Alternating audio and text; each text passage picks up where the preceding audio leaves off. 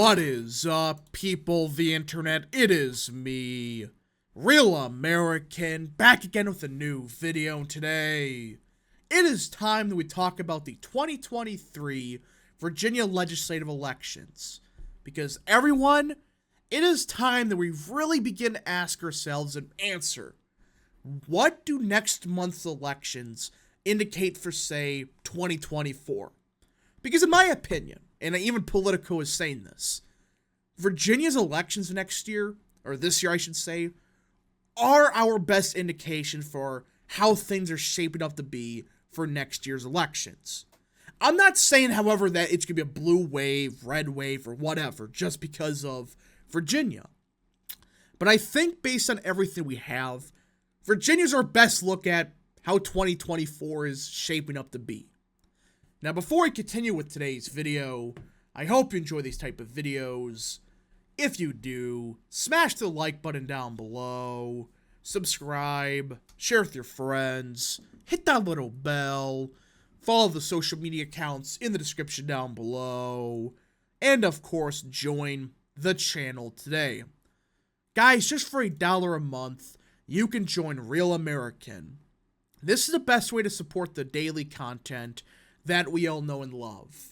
So I hope and recommend you join the channel today. Alright, everybody. So again, I'm not saying next year will be based on what happens in Virginia. I'm not like some people on Twitter that looks at an election with 2% turnout and say, well, this is an indicator for everything. But we'll get to that in a second. But first, let's read the article. Next month's Virginia state legislative election will provide the most meaningful read yet on the 2024 political environment. Absolutely. These special elections, yeah, Democrats are overperforming, but what would happen if, say, Republicans flipped the Virginia legislator? Which one's probably a bigger indicator? Democrats overperforming in 2% turnout elections? Or would it be Republicans overperforming in critical legislative elections this year? Which one's more critical? Or a better indicator? I'm not saying this is going to mean everything. I'm just saying that, hey, I would say Virginia legislative elections are probably a better indicator than, say, a Tennessee House District 12 or whatever it was, where Democrats overperformed a Trump plus 80 seat by 2 or whatever. Polls show deep dissatisfaction with President Joe Biden, but Democrats keep winning special elections, overperforming Biden's 2020 margins. Economic indicators point to durable growth and low unemployment, but few voters say the economy is headed in the right direction. Because this growth and the low unemployment, I made several videos on it. It's bull crap. All the growth is not going to regular Americans. It's not growing faster than the rate of inflation for, food and stuff.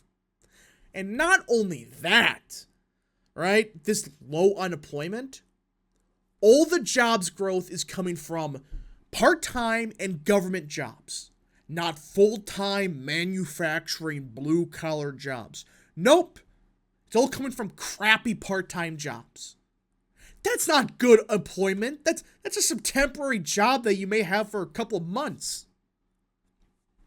At a moment when the best electoral indicators are all over the place, the Virginia races will help cut through the noise. Absolutely. And I'm not even making the argument that, it's going to mean everything. But I do think the Virginia elections, they're going to give us our best look into next year. Because the turnout will not be 2%. It's going to be much higher than most of these special elections. And it is an election where both parties are putting substantial time into. It's true. It's a large sample. Some 140 seats in the General Assembly are up for election on November 7th. Both parties are conducting robust, fully funded campaigns. And the territory in which the majorities of the state House and Senate will be decided looks a lot like the kinds of places that could determine which party wins control of the presidency and Congress a year later. And that's the key.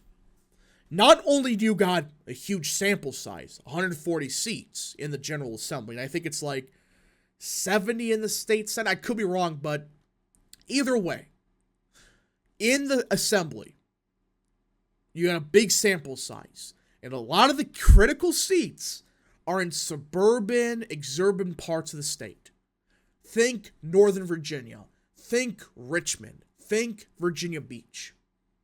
You also got rural areas. And we're going to see how will rural areas turn out without Trump on the ticket.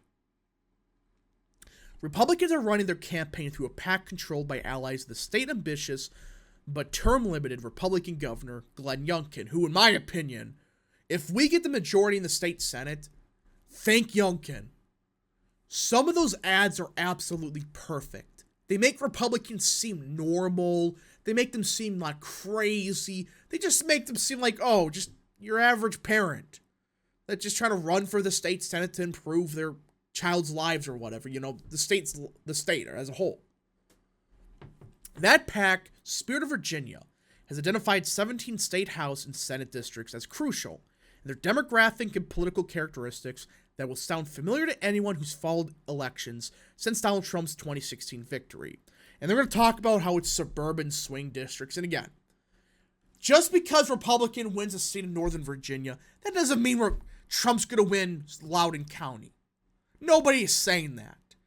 But if Republicans overperform in some of these districts, that could be an indicator for a place like Delaware County, Philadelphia, Pennsylvania, a suburb of Philly, Grand Rapids, Michigan, Waukesha, Wisconsin, parts of the Atlanta suburbs, because they are similar, not exactly the same, but they are similar. To win those swing seats, both parties are test-driving messages that will also be at the forefront of the 2024 election. Everybody knows Democrats are talking about abortion, and I think that it's starting to run out of steam. And I think Democrats, they're starting to realize that. But not only that, Republicans are running on two main issues. Crime, which they ran on heavily last year, and education, which for some reason they abandoned last year. I know they're trying to spin this as, Republicans ran on education last year. They really didn't. They talked about like once in a great while, but look at their ads. Most of it was crime or gas prices. That's what it was. The debate has been raging inside the Democratic Party for months. How concerned should they be about widespread voter dissatisfaction and an unpopular president? According to the latest Real Clear Politics averages, only 23% of Americans believe the country's headed in the right direction. Biden's approval rating is more than 14 points underwater. Trump leads Biden by 1 after losing the election by 4 points, and Republicans currently edge Democrats on the generic congressional ballot by similar margins. But Democrats keep winning at the ballot box. Of the 27 special elections held so far this year, 26 for state legislative seats and 1 for congressional, Democratic candidates have outperformed Biden's margin over Trump in 20. Democrats have outran Biden's margin by an average of 8 percentage points across those races, according to the website Daily Cost Elections. Here's the problem. This has always been a problem with looking at, these special elections. They're so low turnout, it's like they're not going to indicate squat. And Republicans, the electorate's changing. Republicans used to be the party that they always overperformed these special elections compared to the national environment. It's true. But because back then, it's always been like this, but back then, Republicans, they prayed for low turnout. They prayed for, if it's above 10% turnout, we're screwed. But now, some polling data is indicating that it's the opposite. Democrats are benefiting from low turnout elections. And special elections are indicating that. Some of the biggest overperformances came from very low turnout elections. It's true. Again, I'm not saying it's 100%, but that is a theory that I think has some legitimacy. And that count doesn't even include other high-profile victories for the party, including flipping a state Supreme Court seat in Wisconsin in August defeat a Republicans' effort to amend the Ohio State Constitution, which, using a referendum as proof of anything, it's like, no. Referendums can absolutely have wacky results. You know, it's not the best idea to look at a referendum. Virginia's shaping up to be a highly competitive proxy for the national mood. Once a battleground state, Virginia has turned blue. It's voted Democratic for president in the last 4 elections, and Biden beat Trump by 10 points 3 years ago. But both public and private polls show Youngkin is far more popular than Biden in Virginia. And this is the key. Youngkin is very popular in the state. He is proving that you don't have to be Charlie Baker to be not only possibly able to win a seat in, say, Virginia, but also well-liked. I really do think this election will be our best indicator for next year. It's a lot of seats that we're going to see. Will Republicans overperform in them?